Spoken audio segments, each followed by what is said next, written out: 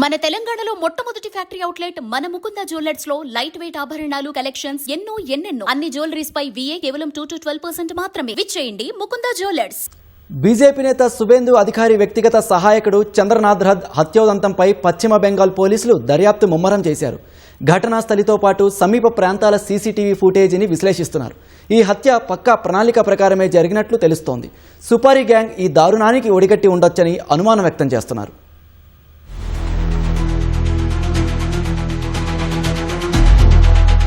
BJP కీలక నేత సువేందు అధికారి వ్యక్తిగత సహాయకుడు చంద్రనాథ్ రథ్ హత్య పక్కా ప్రణాళిక ప్రకారమే జరిగినట్లు తెలుస్తోంది. ప్రొఫెషనల్ షూటర్లే హత్య చేసి ఉండొచ్చని పోలీసులు అనుమానం వ్యక్తం చేస్తున్నారు. బుధవారం రాత్రి ఉత్తర 24 పరగణాల జిల్లాలోని మధ్యం గ్రామంలో గుర్తు తెలియని వ్యక్తులు చంద్రనాథ్ను దారుణంగా హత్య చేశారు. ఈ హత్యోదంతంపై పశ్చిమ బెంగాల్ పోలీసులు దర్యాప్తు ముమ్మరం చేశారు. దుండగులను పట్టుకునేందుకు ప్రత్యేక బృందాలను ఏర్పాటు చేశారు. ఘటనా స్థలితో పాటు సమీప ప్రాంతాల సీసీటీవీ ఫుటేజ్ని విశ్లేషిస్తున్నారు. హత్య వెనుక సుపారీ గ్యాంగ్ హస్తం ఉందా అనే కోణంలో దర్యాప్తు చేస్తున్నారు. దోహారియా సమీపంలో చంద్రనాథ్ రథ్ ప్రయాణిస్తున్న కారును దుండగులు మరో కారుతో అడ్డగించినట్లు పోలీసులు ప్రాథమికంగా గుర్తించారు. అనంతరం దుండగులు నంబర్ ప్లేట్లు లేని 4 ద్విచక్ర వాహనాల్లో వచ్చి 6 నుంచి 10 రౌండ్ల కాల్పులు జరిపినట్లు కనుగొన్నారు. అనంతరం తమ వెంట తీసుకొచ్చిన కారును అక్కడే వదిలేసి నిందితులు పరారయ్యారు. ఇలాంటి భయానకమైన ఘటన తమ జీవితంలో ఎప్పుడూ చూడలేదని ప్రత్యక్ష సాక్షులు చెబుతున్నారు.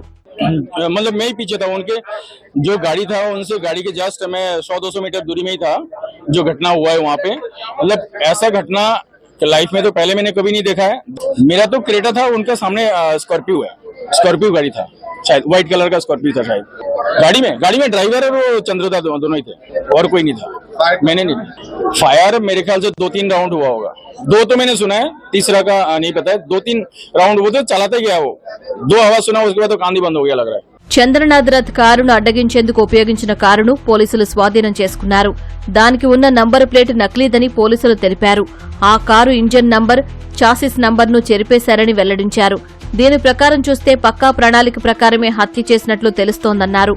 ఫోరెన్సిక్ అధికారుల ప్రాథమిక నివేదిక ప్రకారం నిందితులు అధునాతనమైన గ్లాక్ 47X పిస్టళ్లను వాడినట్లు తెలుస్తోంది. సాధారణంగా స్థానిక నేరస్తులు ఇలాంటి ఆయుధాలను వాడరని ఓ సీనియర్ పోలీస్ అధికారి తెలిపారు. ప్రొఫెషనల్ షూటర్లే హత్య చేసి ఉండొచ్చని అనుమానం వ్యక్తం చేశారు.